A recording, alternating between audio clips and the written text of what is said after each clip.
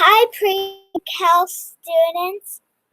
Hi, pre-calc students. We are continuing on with some trig here. My daughter Elodie's here with me while I'm making some videos today. So we are going to talk about the graphs of the reciprocal functions. So we already know how to do some crazy transform sketches of sine and cosine, something like this.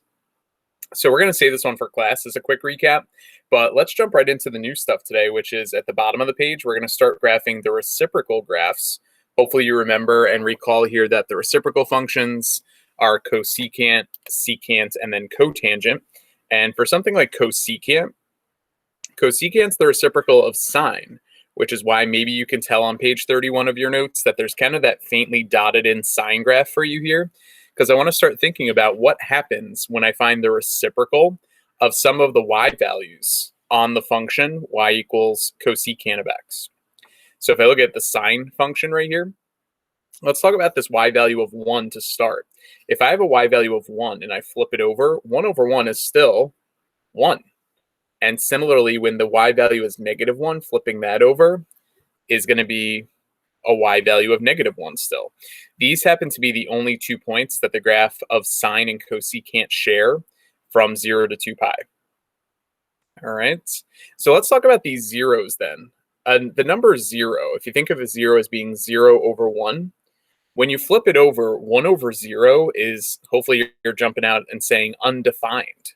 So wherever the sine curve equals 0, what we know about cosecant is that cosecant is going to have vertical asymptotes. So you're going to have one at 0, you're going to have one at pi, you're going to have another one at 2 pi. So a couple weird things that are happening just right from the start there. Wherever sine is 0, flipping that fraction over, 1 over 0 is undefined. All right, so let's talk about then what's happening as I get close to those asymptotes. You know, if you think about, like, let's say halfway from 0 to 1, right, at y equals a half, flipping that over would turn into a y value of 2. And the smaller the fractions get, like 1/3, 1/4, 1/10, finding the reciprocals of those values would make it 3, 4, 10. It's going to start growing pretty close to the asymptotes, like we kind of expect functions to do anyway, the closer and closer and closer I get to 0. So what we're going to see for cosecant is you're going to see this really parabola type shape. The closer you get to the asymptotes, the graph's going to head up to infinity. And very similarly down here, you know, if you flip y values of like -1/2, -1/3, -1/4, it's going to become -2, -3, -4. And it's going to go pretty quickly to negative infinity when it approaches those vertical asymptotes. So cosecant from the interval from 0 to 2 pi looks just like this. You get kind of one smiley parabola and one frowning parabola. So let's talk about some of the key features then that are associated with the graph of cosecant. The domain and range are going to be a little bit weird to write as compared to what we have for like sine and cosine. But for domain, we're going to say it's all real numbers except where the asymptotes are. I can plug in whatever I want for cosecant, except I don't want 0, I don't want pi, I don't want 2 pi. I also wouldn't want 3 pi, 4 pi, 5 pi, or -pi and -2 pi. So the best way to write that, in my opinion, is pi times n. And then we've done this before, where n is some integer. This excludes all integer values of pi, like 1 pi, 2 pi, 3 pi, and all the negative pi's going this way. So that's a little bit weird to write, but if you don't like the mathy notation here, you can just say except integer multiples of pi, which, you know, again, is a little bit tough to write as well. But whatever you're most comfortable with writing, you have to somehow say that we're excluding any integer that's multiplied by pi. All right, let's talk about the range then. The range is actually everything outside of the range of sine, right? Sine goes -1 to 1. For cosecant, we're going negative infinity all the way down here up to -1, and then we stop. But we can include -1. And then we jump to +1 and go up to infinity. So union 1 to infinity. That's the range for cosecant. Period is still 2 pi, just like it is for sine x. We see one complete cycle of the cosecant graph by 2 pi. If I kept going, I would see smile, then frown, then smile, then frown. And finally, symmetry. This one does wind up having some origin symmetry. If you were to graph it over here, you would see the frown on this side first, on the negative side of the x-axis, which would make it symmetric through the origin, just like sine is symmetric through the origin as well. So some good key information about the graph of cosecant of x. Let's move on and talk about secant of x. So when you go to the next page here, secant of x is the reciprocal of the cosine function. So secant we know is the same thing as 1 over cosine x. You're going to use pretty much the same exact logic that we just used to graph cosecant of x a minute ago. Where the graph of cosine equals 1, secant will also equal 1. So these 2 points at the ends are going to be graphs on secant, or points on secant. Where cosine equals -1, secant is also -1. If you flip over the fraction -1, it's still -1.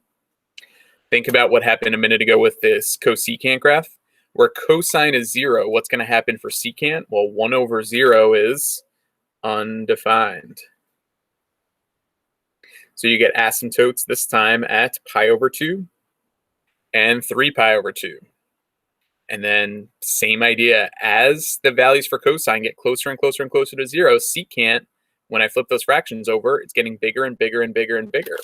So as this gets close to 0, the graph of secant is going to head up towards that vertical asymptote. In the middle, you're going to see an upside down parabola. And then similarly, if you kind of work your way backwards here, as I go to 0, the graph's going to head up towards this asymptote. So the best way, I think, to remember secant is when you look at this graph, it looks to me like secant is sad. Isn't secant sad? It looks like some crying eyes. So if you remember secant is sad, that's a good kind of like just memorization trick to know what the graph looks like. But we have the frown in the middle, some crying eyes on the outside. Secant is just so sad. All right. Let's talk about how we're going to write the domain and range here. So for domain, it's going to be a similar way to what I started with cosecant. It's all the real numbers, but except, what do I want to exclude this time? I don't like 1 pi over 2. I don't like 3 pi over 2. I wouldn't like 5 pi over 2 or 7 or 9. Think about what types of numbers I'm listing there. And then if I go backwards, it would be -1 pi over 2, -3 pi over 2. So the values that I'm excluding are certain multiples of pi over 2. Right? So it's going to be pi over 2 times some number n. And what is n in this case? N is an element of the odd integers.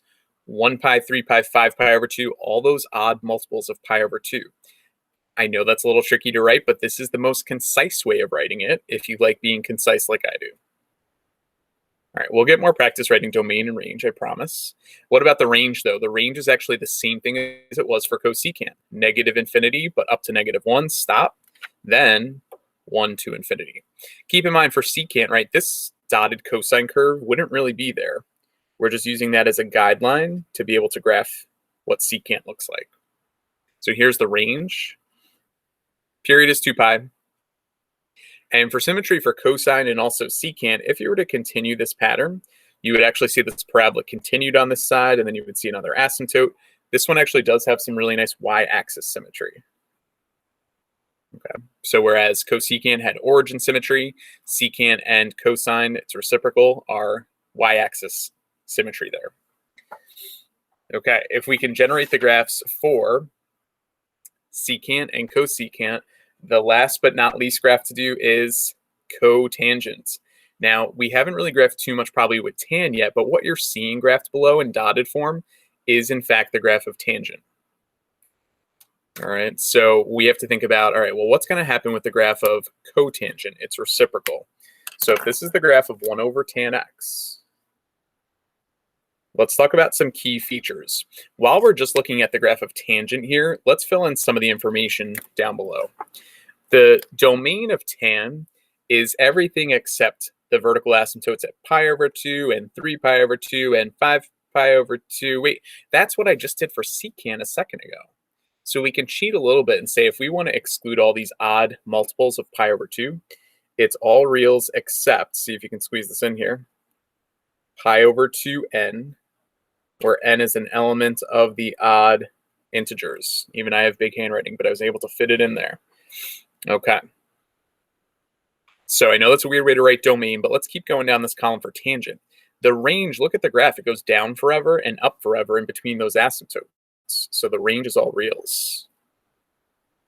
Okay. What's interesting about tan is that one cycle of the tan graph right here is completed within pi. So for sine and cosine, the period is 2 pi. For tan, the period is actually, it finishes one cycle in pi.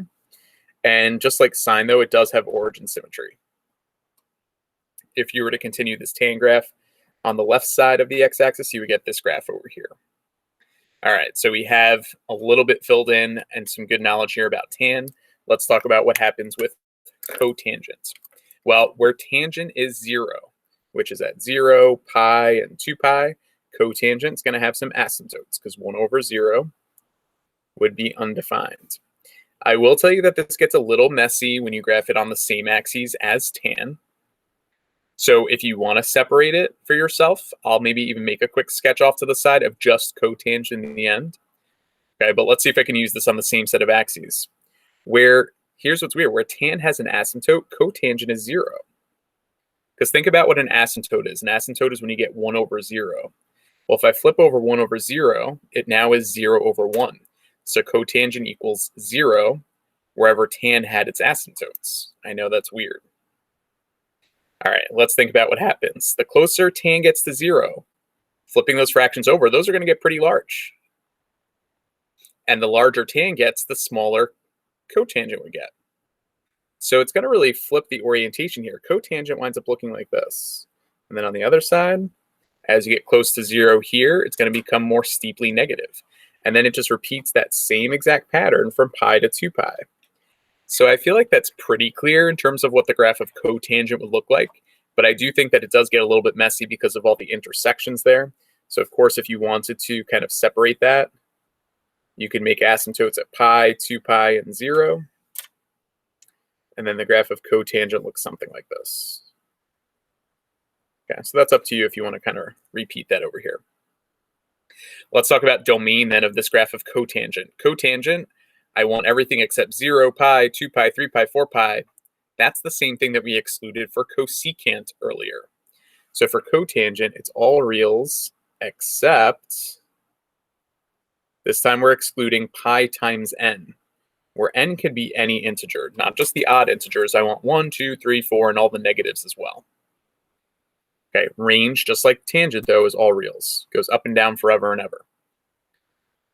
Period is pi, and it also still has origin symmetry. So in fact, these last three pieces, comparing tangent and cotangent, are identical. The range, the period, the symmetry, but the domains look quite different, and then the orientation of those curves, they kind of flip around because we're finding the reciprocal of all these y values here. So it does take a little bit of practice to get used to the graph of these reciprocals, but if you can graph the original sine, cos, or tan, then hopefully you can take the points on that graph, think about flipping the values over, flipping the y values, and generating the new reciprocal graphs. We're going to do a little bit more practice with these if we take a look at the next page on page 33. Just a little bit more, and we'll actually kind of toss in some transformations as well. So when we put a -3 out in front of cosecant, what's going to happen is two things. There's going to be that vertical stretch because we've changed the amplitude. The amplitude of this graph is 3, and it's going to flip over the x-axis because of the negative. So think about what originally cosecant looked like from the beginning of the lesson. If you need to kind of go back to the beginning, you can, but cosecant looks like this as a parent function. So we're going to take that graph, we're going to stretch it, and we're going to flip it over.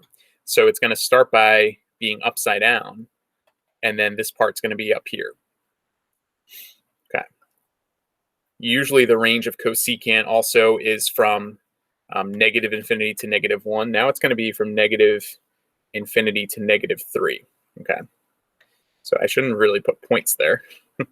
Got a little ahead of myself. All right. There's going to be an asymptote at 0.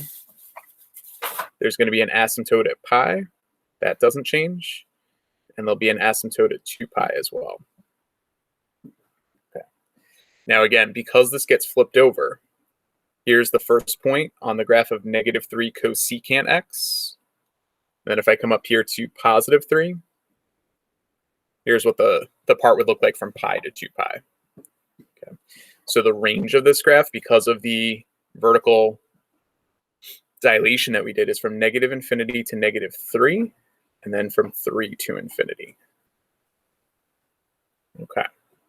So hopefully you kind of get the idea of what's going to happen here when we do some transformations.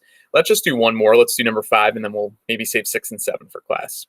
So what about something like 2 secant of x minus pi over 2? Okay. I know what the 2 does. That's going to shift the amplitude and make it a 2. When I have x minus pi over 2 in parentheses, that's going to move everything to the right pi over 2. So think about the parent function for secant. Secant is sad, isn't it? What happens is if I take this graph and I move it to the right pi over 2, the asymptotes were at pi over 2 and 3 pi over 2. So that's going to shift the asymptotes to be at pi and 2 pi. Kind of just like what we saw up above. Because again, these originally are at pi over 2 and 3 pi over 2. Moving them to the right, it's going to shift them here.